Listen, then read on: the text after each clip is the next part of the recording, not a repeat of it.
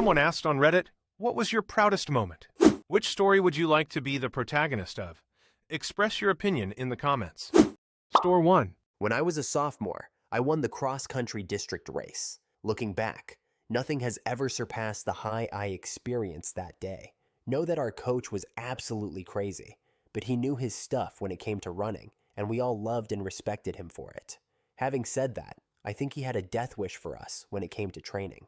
Rain, fog, sleet, and hail for a while. It didn't matter. We would always train because he, and through him, we knew that days off didn't make us better. So, a lot of rain, and tons of hills in the rain to improve our grip. We get up the night before the race, and we all stay at a hotel in Conyers because we run early the next morning.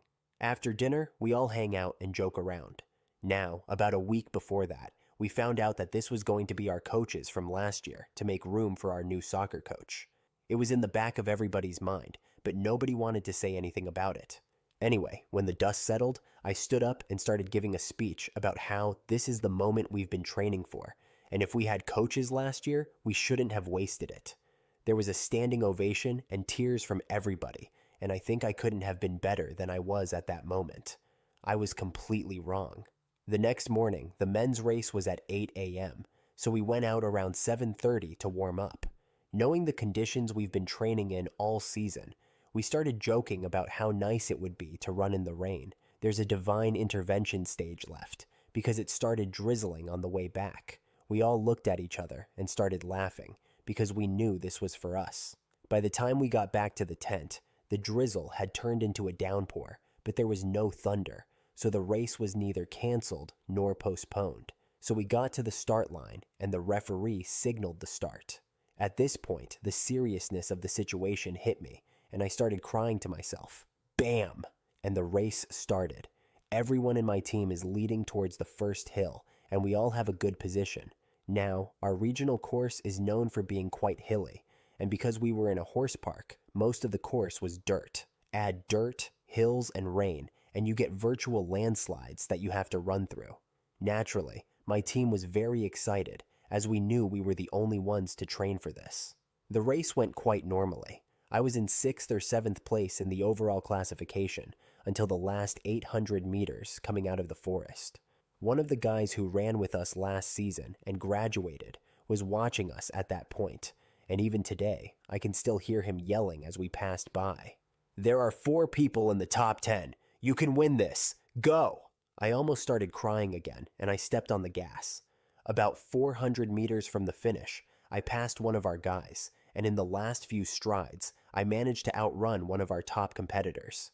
At the awards ceremony, they started by telling all the teams that this was the closest race they had ever had out there, and that first and second were separated by 1 point. Second place was the guy I passed at the finish.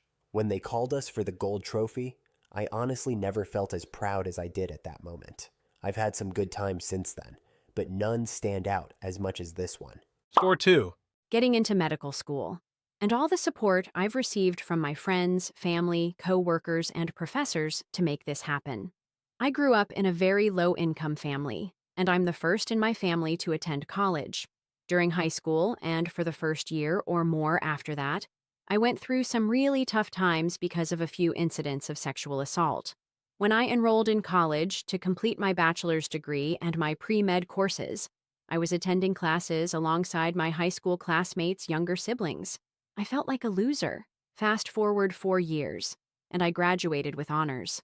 I was amazed by the wonderful reactions from people I asked for recommendation letters, and I was even more astonished when I got accepted into medical school during my first application cycle. Right now, I'm in the 3rd week of my first year. Knowing how hard my family worked and the great work ethic they instilled in me makes it an incredible feeling to know I can change the trajectory of my family, provide for my loved ones, and give my children the kind of life my family would have wanted for me. Education is an amazing thing. Story 3. It must have been 3 years ago when I carried the Olympic torch in Vancouver. I have my father to thank for all this. My father's company was doing business with RBC, a bank in Canada that was responsible for selecting more than half of the torchbearers. I am a huge Olympic fan. Big doesn't even begin to describe it. I set my biological clock to stay up all night and sleep all day to watch the Beijing games. After the project with RBC closed, as a thank you gift, RBC offered my father a place as a torchbearer. He was honored but not interested, refused, and forgot about me.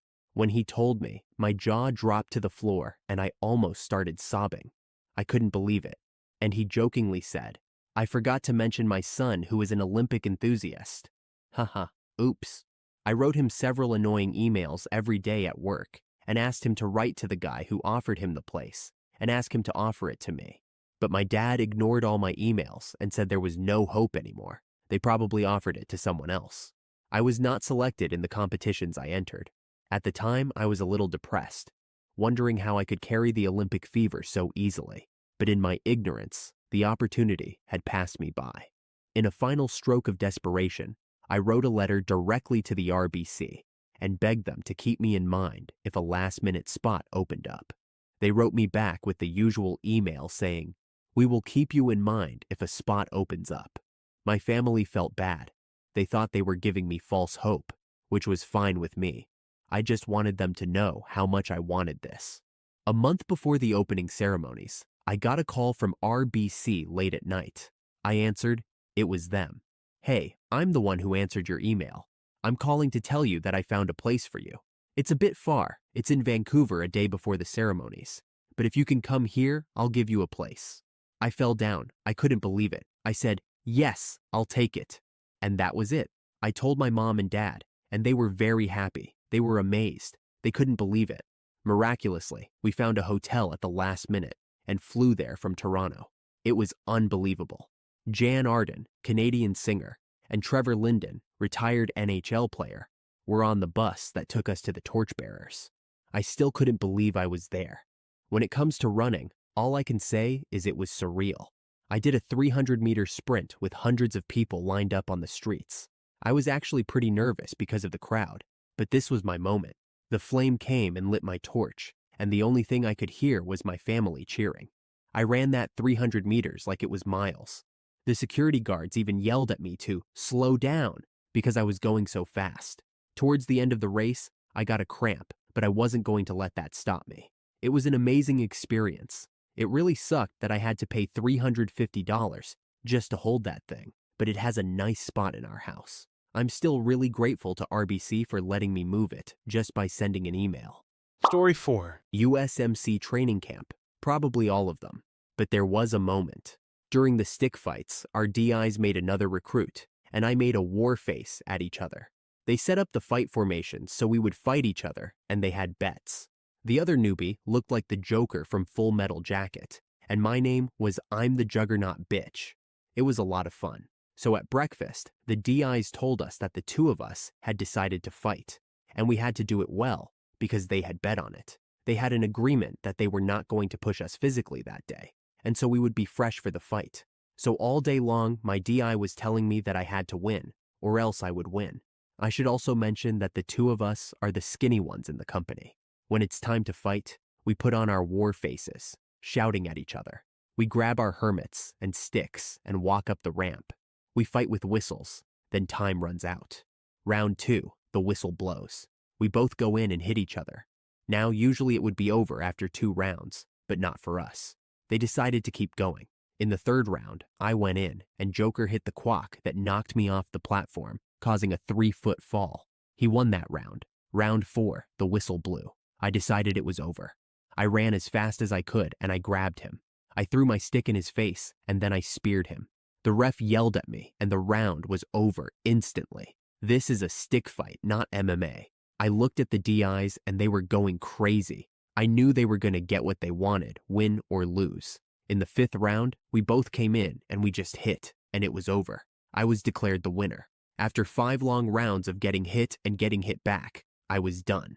Story 5. In my first year of high school wrestling, I wrestled junior varsity at 135 pounds for most of the season. Towards the end of the season, I went to a pretty big tournament, and somehow, I ended up wrestling on the varsity team instead of JV. I had to face the reality that I probably wasn't going to do very well, but I gave it a shot. I thought it would be a good opportunity to push myself, and in a lot of ways, I was right. I somehow won my first few matches pretty quickly, but then I wrestled this kid who just kept punching me. I got frustrated, wasn't careful, and ended up losing the match. Still, I somehow managed to make it to the finals and wrestle for third place. I was really excited. I didn't expect to perform so well, and at that point, I didn't really care about the outcome. I just wanted to do my best.